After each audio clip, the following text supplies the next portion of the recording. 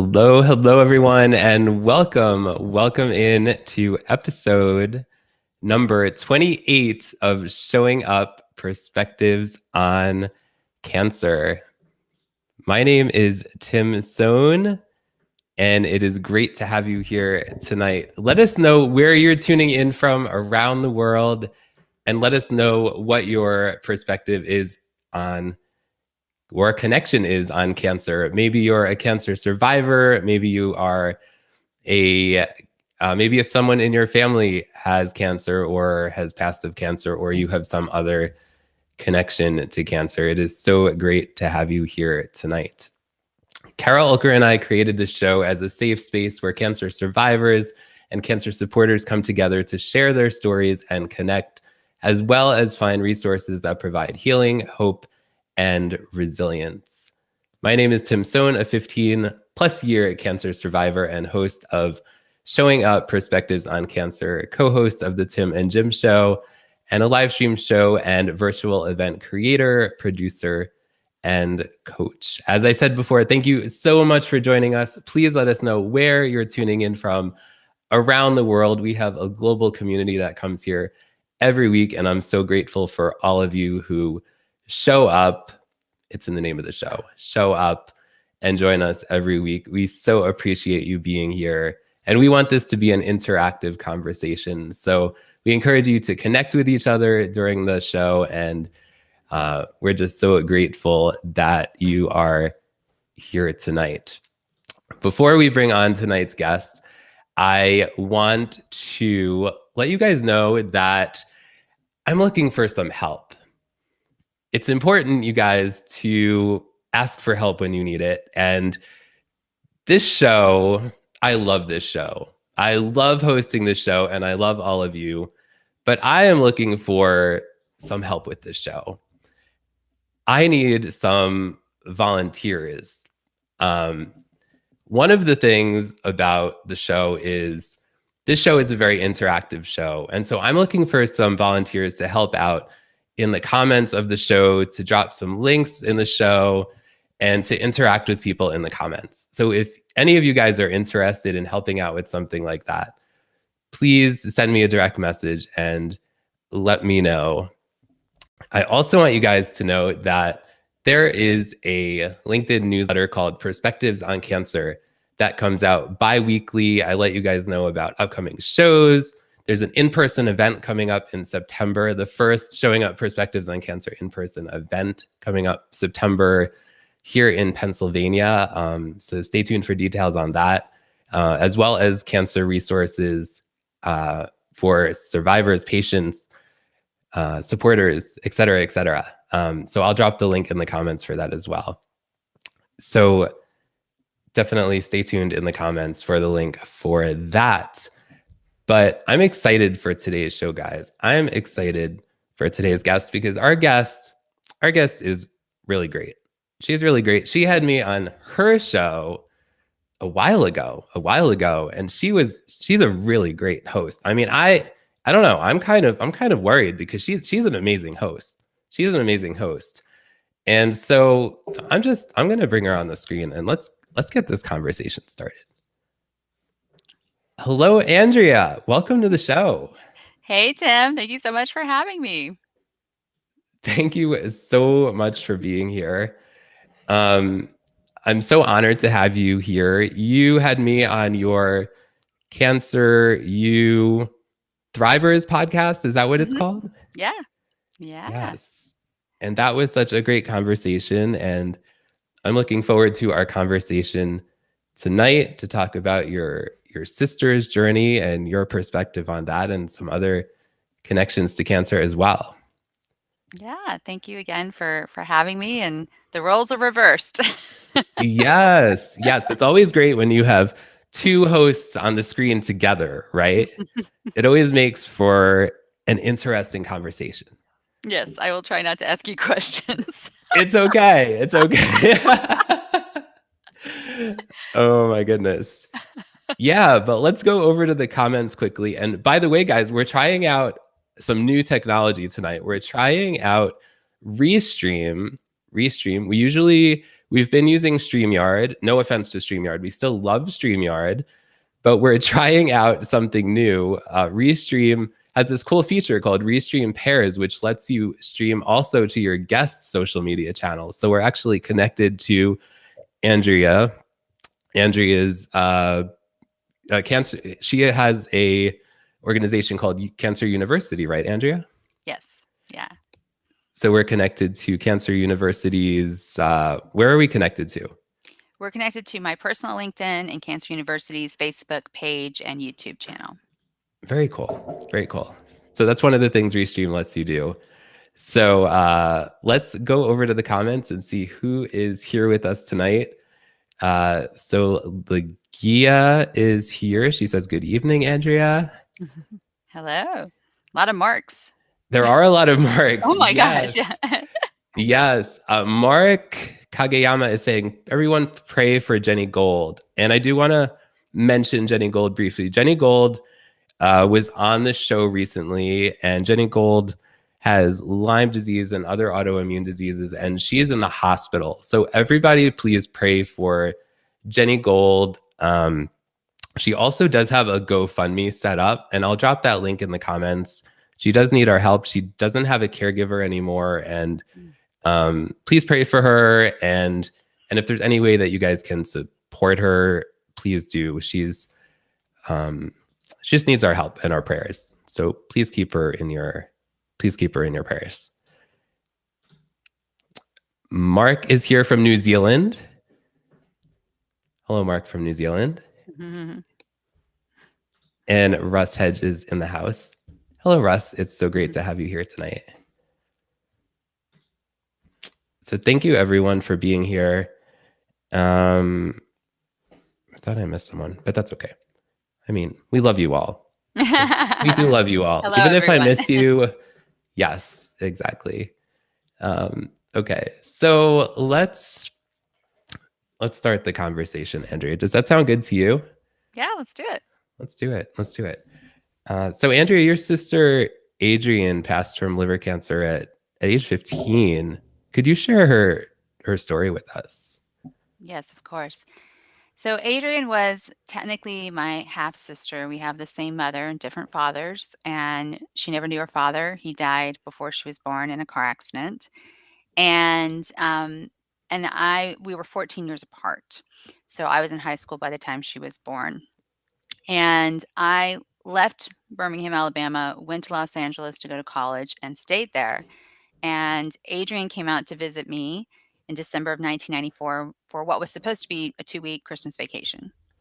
And it became a permanent stay when our mother called the day after Christmas and said, "Don't send her back. I don't want to be a mother anymore." And I didn't put it together at the time, but it was 3 days before my mother's 50th birthday. So I don't know if there was a bit of a midlife crisis, but also our mother was a prescription drug addict and very high functioning until I left for college, and slowly her world sort of fell apart. And by the time she made that phone call, she had lost her nursing license because she had gotten caught shooting up morphine at work. She refused to go to rehab, and when she said that to me, I said, "Yes, yeah, I will take Adrienne. But if you change your mind, I'm not going to give her back," because I had seen the detrimental effects that it had had on Adrienne over the last couple of years, and I was very worried about her. So I was 22, Adrienne was 8. I took over physical custody of her. And then eventually I actually did go to court in California, where we lived at the time, and sued our mother for custody and won. Wow. So tell us more about Adrienne's journey in terms of her cancer journey. Sure. So Adrienne had a really hard time in middle school. I mean, really bad, and to the point where she was suicidal. And I found her an amazing therapist, and it was just a rough ride. And then she got into high school and she really found her bearings. She was really getting to be okay with herself and happy with who she was. And it was so great to see. It was great to see her blossoming like that. And then 1 month after her 15th birthday, just a couple weeks before she was finishing that first year of high school in Burbank, she I came home from work and I found her on the floor in a fetal position saying she could not breathe. And the day before she was fine, but I come home and she's crying. This was a kid who never cried. And so we went to her pediatrician. He didn't like what he saw. He sent us to the ER. And it was actually in the ER that a doctor told us after one CAT scan that she had tumors in her liver and lungs. And that particular hospital did not see pediatric patients. So they put us on an ambulance and we were in Children's Hospital, Los Angeles that night. And from the time I came home, from the time we heard those words, it was about 6 hours. And I never went back to work, and she did not go back to school in person. And it was, a whirlwind. And a week later, she was doing chemotherapy. That was, 20 years ago, and her cancer journey only lasted 147 days, and it was really brutal. And to give your audience perspective, she died 2 months after my 29th birthday. So by the time I was 30, it just changed the whole course of my life. Wow. Thank you so much for sharing that, and sending you so much love and prayers. And Mark says, so sorry to hear that, Andrea. Thank you, Mark. I appreciate that. Yeah, yeah. Um, so Andrea, what was your sister like, and what was your relationship like with her? She was a great kid. She really was. It wasn't always easy. I don't want to pretend it was easy. Parenting is one of the most difficult things you can do, especially when you're not the biological mother. We definitely had to set expectations very, very early that I was her parent first and then her sister. And later I told her I hoped we could be friends. And I think a great illustration of our relationship was I had a friend who was afraid to come visit my sister in the hospital, even though she was very close to me and my sister. She waited a whole week to come visit. And when she walked in, she'd been crying, and she walks in and she just starts laughing. And we look at her and she said, "Oh, you guys are fighting. Nothing has changed." Because we were always fighting. She was 15 at that point. Yeah, And I think that was something that I had to learn as a parent, that if your child is fighting with you, it means that they know they're safe. yeah. That they know that no matter what happens or what words are said, that you still love them. And truly, we protected each other. We always had each other's back. And I, in many ways, she was the love of my life. She really was. She's the only person in my life I've ever loved unconditionally. Wow, that's beautiful. Thank you. And you actually wrote a book about her story, right? I did. The book is Better Off Bald: A Life in 147 Days. Um, it is not for the faint of heart. It is a medical memoir. It gets very much into the details and complexities of going through that cancer journey. And it's written like a journal. So it's 147 days. So day one is like chapter one. And then by day three, I use Adrienne's own voice in the book. So the chapters open with quotes from her. She was a writer as well. And so I pulled quotes from her journals and emails and things like Wow. that. So you really get to see her point of view as the patient and also being a teenage patient, and my point of view as the caregiver and legal guardian and parent. Wow. Wow. Thank you, everyone who are tuning in. We are here at Showing Up Perspectives on Cancer. We're here with Andrea Wilson Woods having a conversation about her connections and perspectives on cancer. If my voice sounds hoarse tonight, I have a cold. And so if my energy is way down low compared to normal, that's why. So bear with me. Oh, I And didn't know. thank I'm you. so sorry, Tim. That's okay. Um, but thank you all for being here. And thanks for bearing with me. Um, so Andrea, you were Adrienne's guardian. What did you learn going through this experience with her as her guardian and as her sister? Well, I mentioned unconditional love. I learned how to love unconditionally, and also what it's like when you lose that person, the most important person to you in the whole world. and how devastating that really is. I learned how to be more patient. Patience is not my virtue at all. I certainly learned how to parent, and I really, especially with the cancer journey, I learned how to live. And Adrienne, and I'm not the only one who said this, so I know I'm biased, but I'm not the only one. She had so much courage and grace and dignity, and maybe most importantly, humor during her cancer journey, that there's not a single adult that I know that could have handled it better than she did. And she often handled it much better than I did. And for example, she never said, "Why me?" Mm, And she had a whole range of emotions, but she never felt sorry for herself.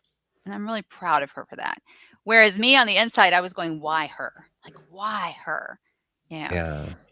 Um, so yeah, she was and still is a very much a guiding light in my life. Mm, mm. Andrea, what was your reaction like when you found out that she had cancer, and what was her reaction like?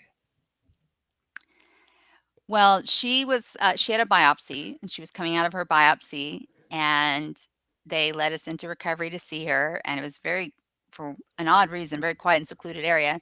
And by when I say we, I mean my boyfriend John came into the picture a few years after I'd already been raising Adrienne, and he was really the only father figure she ever had. And so Mm, he was there, and I could not even tell her that she had cancer. I couldn't say it. He did. mm, And she looked at both of us and she said, "What's wrong? It's not like I'm going to die, what's next? Chemo?" And i- that was her attitude. It was like, "What do we have to do next? What's the next step?" Um, there was a point that she knew she was dying and didn't tell me, and she very much protected me. But at that, very beginning, that was only day 3. It never even really occurred to her that she could die.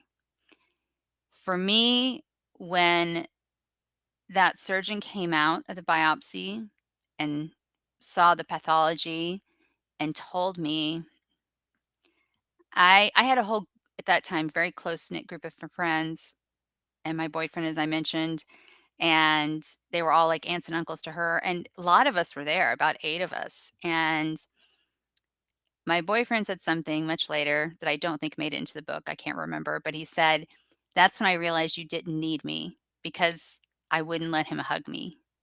And I just walked away from everybody, and I curled up in this window. This was on the 7th floor of Children's Hospital where surgery used to be, and I just looked down on everybody, and it was a neighborhood we had lived in previously, and I was just watching people, and it turns out I was in that window for an hour.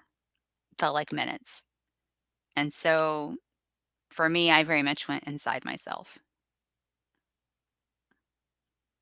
I have a hard time asking for help, and it mm. looks like you're gonna be able to get help with the podcast, by the way.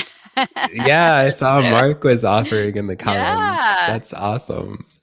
Awesome. Yes. And you were encouraging me to ask for help the other I day. So was, thank you for see? that.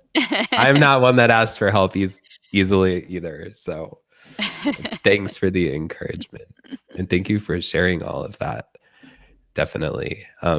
Yeah, let's go over to the comments for a minute. Peter Clark is here. Hello, Peter. Thanks for being here. He said, "Cheers, Tim Sohn. Another great conversation. Thanks for being open, Andrea. Much respect." Peter Clark is amazing. Do you know Peter Clark, Andrea? I don't think so. You're welcome, Peter. Peter has a show himself.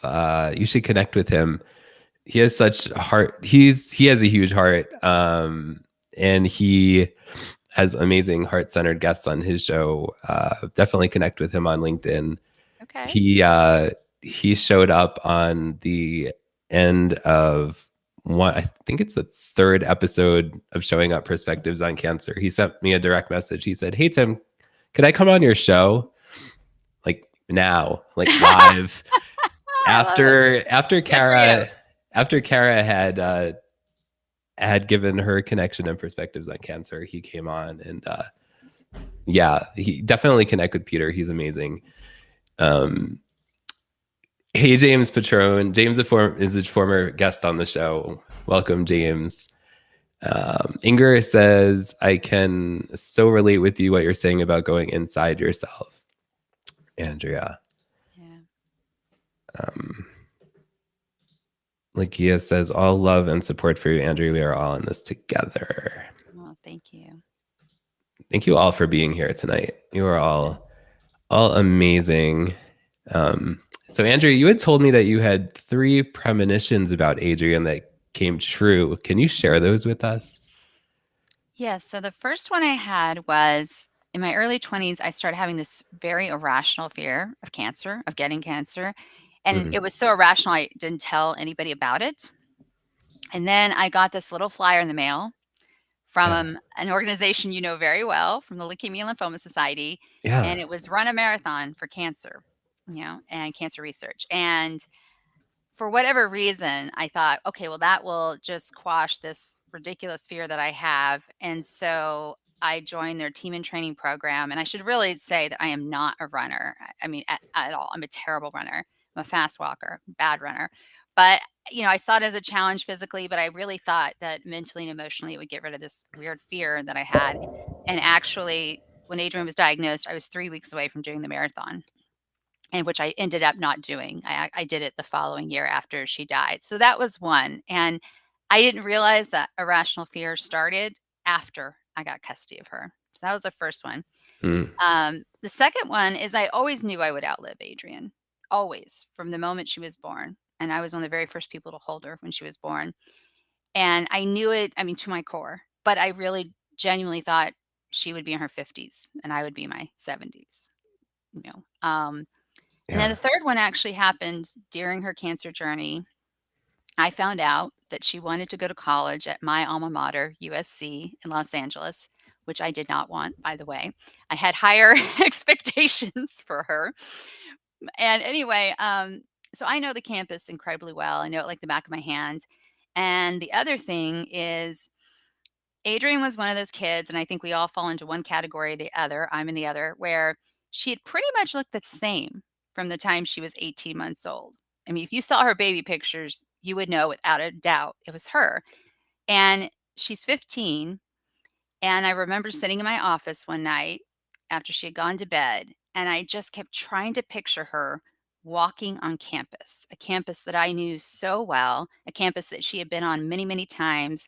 And I kept trying to picture her, okay, 18 years old, walking on campus. What does that look like? And I describe it in the book. It was like a puzzle piece, 1,000 pieces that I could not put together.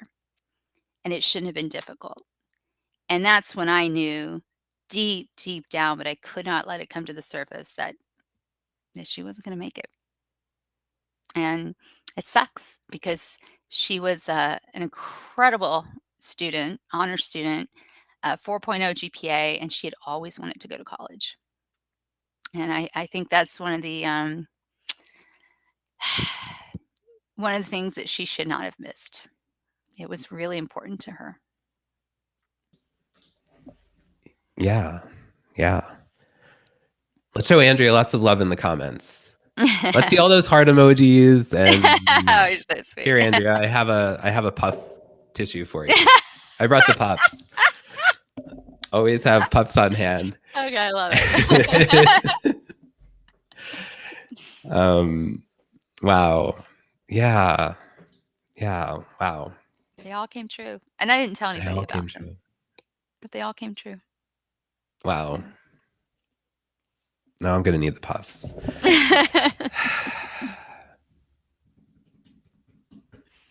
All right.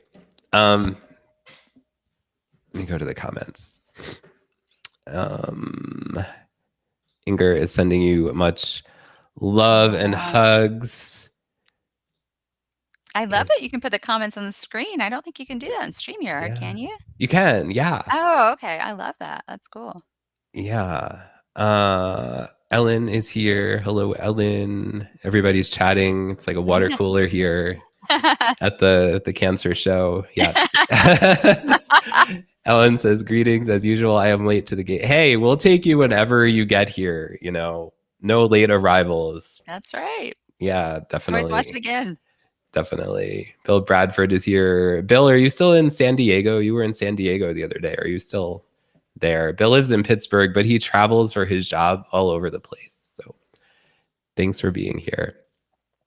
And Kenny D, thanks for being here. Melody, thanks for being here. Melody is sending love and energy hugs to you. And Kenny says, Andrea, you are such a gem of a lady, a human being, and a friend of mine, and to millions who shares her goodness with others for the betterment of humankind. Oh, thank you. Thank you so much.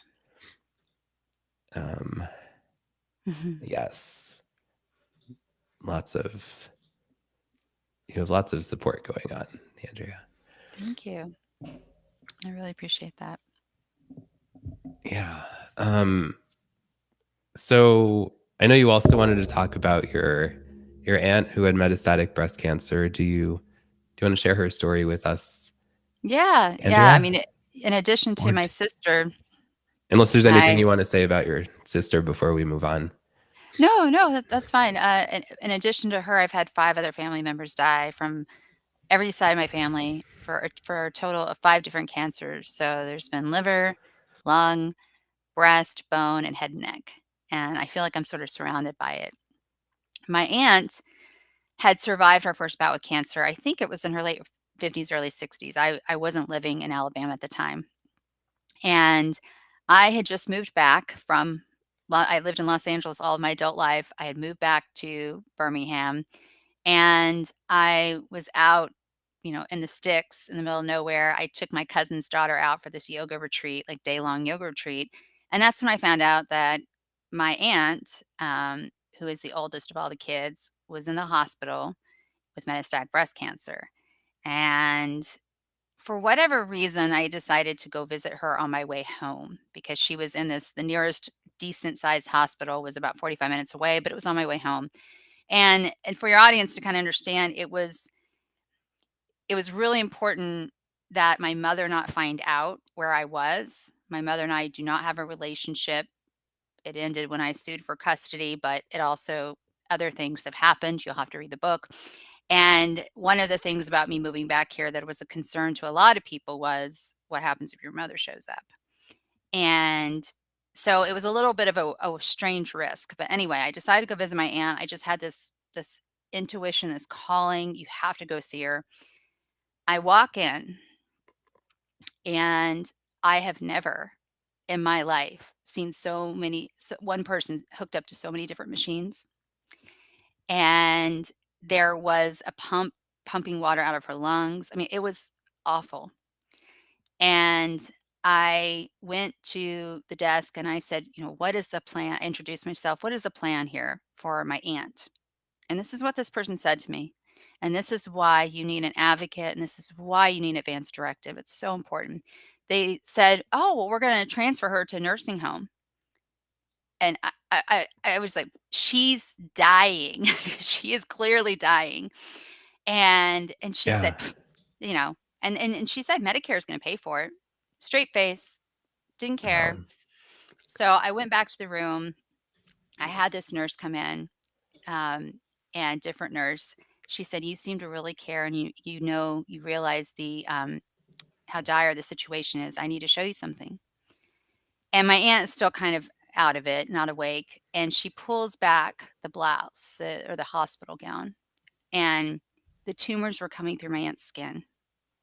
Oh, She had wow. tumors in her breast, her lungs, her liver, and her bones. But she did not have an advance directive, so she was not on hospice care. She was not getting palliative care, so she actually did eventually wake up in horrific pain, and they had locked out her medication, and she was still able to communicate. Her brain was still there, so we were writing on a piece of notebook. And keep in mind, I had not spoken or seen my aunt in over a decade either because of what happened with my mother.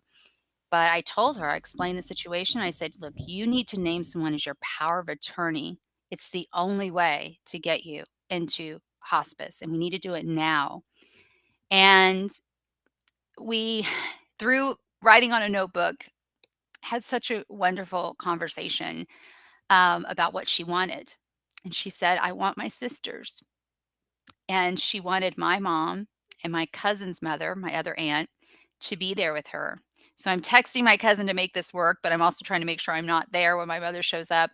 But she wanted her sisters, and the three of them had not been in a room together probably in 2 decades easily. There was always some kind of Wow. family spat going on that was stupid. And I said, "Okay, I'm gonna bring your sisters here." And my aunt was incredibly religious, but I just saw so much fear in her eyes. And I asked her, I said, "What are you scared of? You've told me my whole life about heaven. Look Yeah. who's waiting for you." And I said, "Your parents are waiting for you," because my grandparents have been gone a long time. I said, "Your brother's waiting for you." The only Yeah. boy in the family, the youngest, my uncle had died in his early 50s. And I said, "And Adrienne is waiting for you."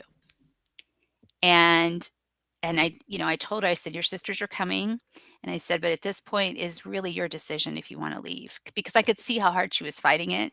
And I saw Yeah. the same thing with my sister. I leave. Thankfully, I don't see my mother. My cousin shows up with her mother and my mother.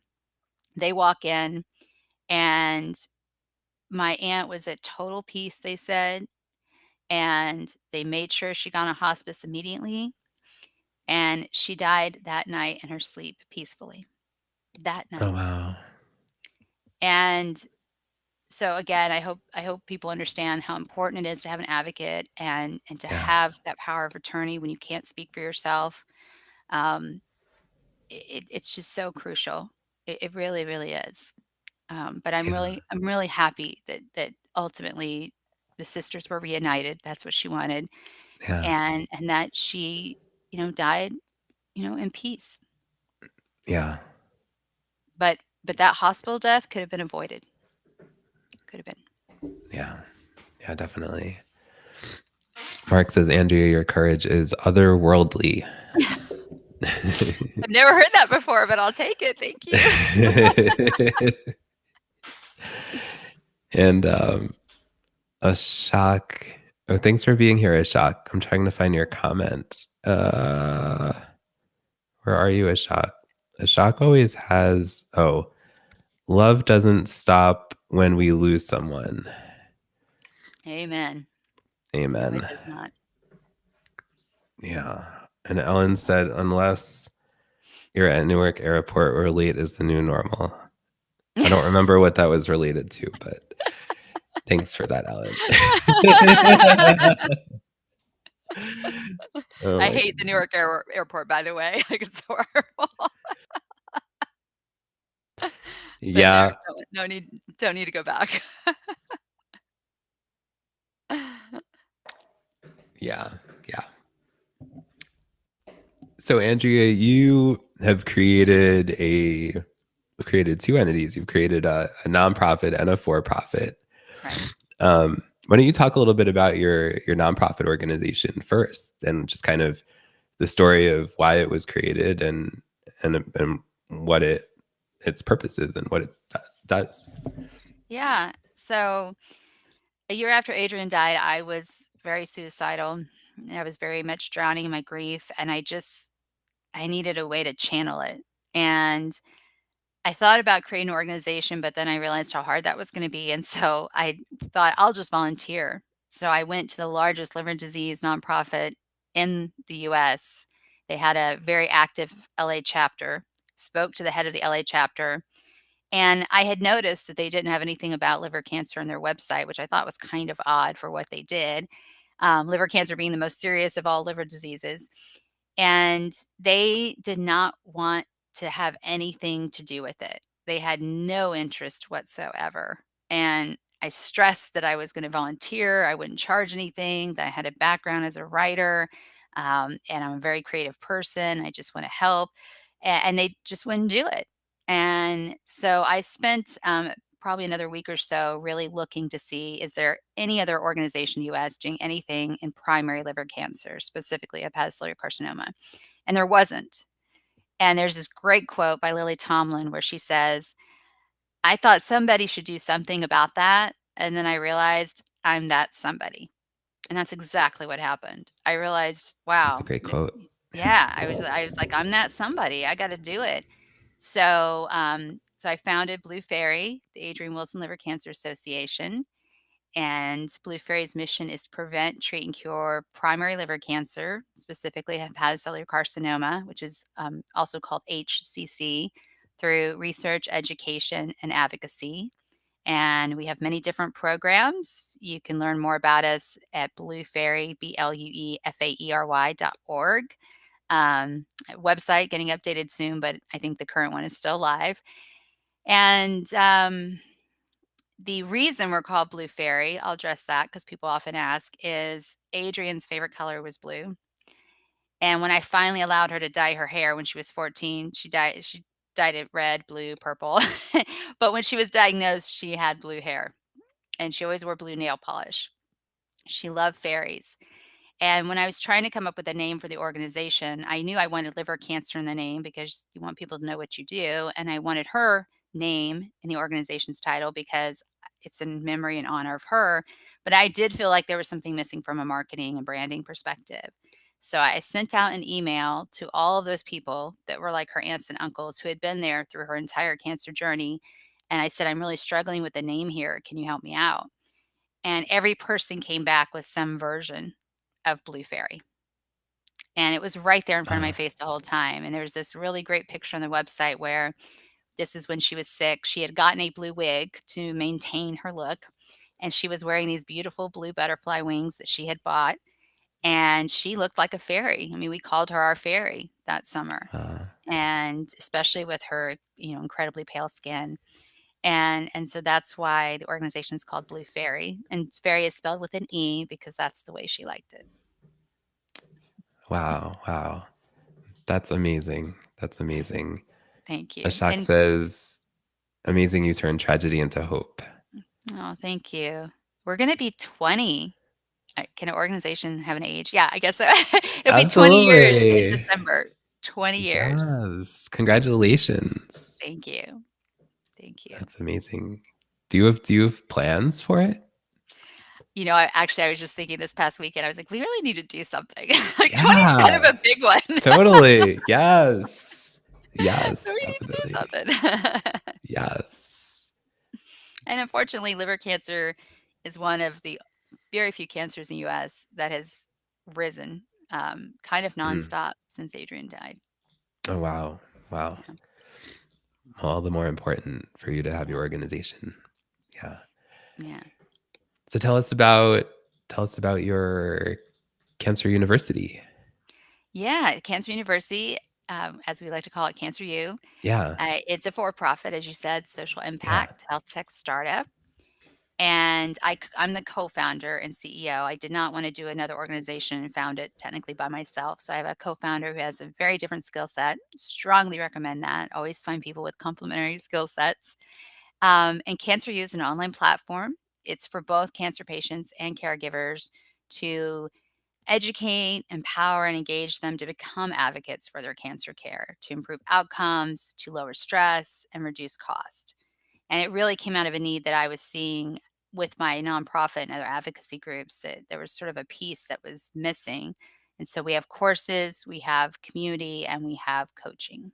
And you can learn more at cancer.university, which you already have in the comments. Thank you. Yes, definitely. That is awesome. That's so cool that you've taken all of this that you've gone through, and you're really making an impact in the world through your nonprofit and your for-profit, and educating people and, making that impact through both organizations and your book. Thank you so much. Of course. Yeah. Let's go to the comments one more time. Stefan Kaplan is here.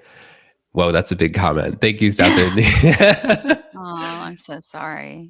It says, hi, you guys need to stop apologizing for being late. Whenever you show up, that's wonderful. He says, hey, Tim and Andrea, sorry for being late. I am actually dealing with a dear friend. Yeah, sending you lots of love, Stefan, who is losing his battle with liver cancer. Going to be with him later this week. I am thankful, and my heart is warmed by Andrea's spirit and beauty during doing so much with whatever the rest of the comment says. Thank you for your very long comment. We have a lot of resources on our website. We also have a community, so I highly recommend it. The community is very active and incredibly supportive of each other. So if you go to bluefairy.org, you can find all of that. That's awesome. Yeah, sending you lots of love, and to him, lots of prayers for sure. Yeah, thank you so much for being here tonight, Andrea. Is there anything else that you want to add before we wrap up the show? This has been great having you here, and you sharing your sister's story and your aunt's story, and all the good that you're doing in the world. Well, thank you so much for having me, Tim, and also for putting all the links in the comments. Of course. I do want to address something that you asked me during our pre-interview. Yes. You asked me about the heaviness of doing this work, right? Yes, I'm glad you brought that up. Yeah, and I've thought a lot about it. I did a LinkedIn post about it. I told you it's probably going to be the topic of my speech that I'm giving next month in June, or next month June, next month in Paris, which that part's fun too. And when you do this work as an advocate, you can't escape the heaviness. I mean, it's there. You have to sort of embrace it, and you have to protect yourself. And you asked me about self-care, and I do a lot more self-care, certainly than I ever did as a parent, but just a lot more that includes daily rituals. So some of my daily rituals include journaling, meditation, chanting, reading. Those are very important. And the other thing, and that I think is really hard if you're a giver and you want to help people, is you actually have to set boundaries and protect your time. Yes. And that's not easy to do. So I now do my very best to only have meetings 3 days a week. If you get a link to my calendar, you will see there's no availability on 2 days. I do my best not to check email in the mornings, because that's a rabbit hole that doesn't help me at all. And if people get mad, who cares? And a recent decision I've made is that I'm going to start dedicating my weekends to writing, because I'm working on my next book, very early stages, but I'm not giving it enough time and attention. And writing for me is even when I'm writing about heavy stuff, it's not as heavy, and it's very rewarding, and I really enjoy doing it. So the heaviness is there. I mean, it really is, and it's not easy, and it is something that you should be aware of if you go into this work. Yeah, thank you for bringing that up. We did talk about that the other day, and it's whether you're doing a show, or doesn't necessarily have to be a show, whether you have a profession around something that's heavy around cancer or healthcare, another related career. It's definitely important to find a way, some kind of outlet, right, to lighten up somewhere, somehow. Yeah. And there's a great book, I wish someone had told me about it years ago, called Boundaries. I can't think of the author's name, but that is the name of the book, Boundaries. And it is such a great book. And it goes into all different kinds of boundaries, with your children, with your spouse, but in your career as well, and with friends. And it's really, really valuable. And, people might get upset, but at the end of the day, they usually respect you for having boundaries. Yeah, definitely. Definitely. Thank you, Andrea. Thank you so much for being on the show. I really appreciate it. Thank you for having me. It's a really incredible audience you have here. It's awesome. Thank you. I am grateful for all of them, from all parts of the planet. All right, I'm going to whiff you gently to the green room. If you can hang out for a few minutes, cool. If not, no worries. Bye, everybody. Thank you. All right. Thank you again to Andrea. She was an amazing guest. So a reminder, if anyone would like to volunteer to help out with the show, looking for a few volunteer helpers, feel free to reach out to me if you would like to do that. Also a reminder, to subscribe to the LinkedIn newsletter. I'm so grateful to all of you who we already have 600 something subscribers to the newsletter and growing. Also, just a reminder that the Leukemia and Lymphoma Society Man and Woman of the Year philanthropic competition is still going on for 2 more weeks. So if you guys are interested in donating to that, the link is down below. I'll also drop it in the comments in just a few minutes. If you don't want to remember all of that, if you go to donations.perspectivesoncancer.com, that's a little easier to remember. And we've already raised over $10,000. Our goal is $15,000. So we have 2 more weeks to raise it, and I know we're going to do it. So thank you to all who have already donated or who have helped with the 24-hour live stream in March or the 12-hour live stream in April. You all are amazing, just amazing. Next week's guest is Terry Tomoff. So we're looking forward to having her next week. And thank you all for bearing with my hoarse voice tonight, because it's barely functioning at this point. So thank you all. We are going to go out of the show like we come in, and have a wonderful rest of your week. This has been an episode of Showing Up Perspectives on Cancer, and have a great week, y'all. Bye.